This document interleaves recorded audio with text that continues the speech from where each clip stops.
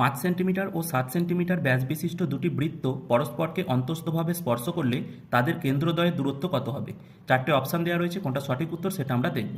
তো এই প্রশ্নটি এইবারের মাধ্যমিক পরীক্ষায় এসেছিল। সমাধানটি তোমরা দেখে নাও। যদি বৃত্ত দুটি পরস্পরকে অন্তস্থভাবে স্পর্শ করে তাহলে কেন্দ্রদ্বয়ের দূরত্ব বার করতে হলে বৃত্ত দুটির ব্যাসার্ধের বিয়োগ করতে হবে। কিন্তু এখানে ব্যাসার্ধ দেওয়া নেই, ব্যাস দেওয়া রয়েছে। তো প্রথমে ব্যাসার্ধ আমরা বার করে নেব। তো ব্যাস 5 সেন্টিমিটার, তাহলে ব্যাসার্ধ কী হবে? ব্যাসের অর্ধেক, তার মানে 5/2। ব্যাস 7 সেন্টিমিটার, তাহলে ব্যাসার্ধ হবে ব্যাসের অর্ধেক, মানে 7/2। তো কেন্দ্রদ্বয়ের দূরত্ব বার করতে হলে কী করব? এই 7/2 থেকে 5/2 বিয়োগ করে দেবো, এত সেন্টিমিটার। তো 2 লসাগু, 7 বিয়োগ 5, এত সেন্টিমিটার। তার মানে 2/2 সেন্টিমিটার, তার মানে 1 সেন্টিমিটার। তো সঠিক উত্তর হবে অপশান এ, 1 সেন্টিমিটার। তো এই ধরনের আরও গুরুত্বপূর্ণ সমস্যার সমাধান দেখার জন্য এই চ্যানেলটিকে সাবস্ক্রাইব করতে পারো। Thank you.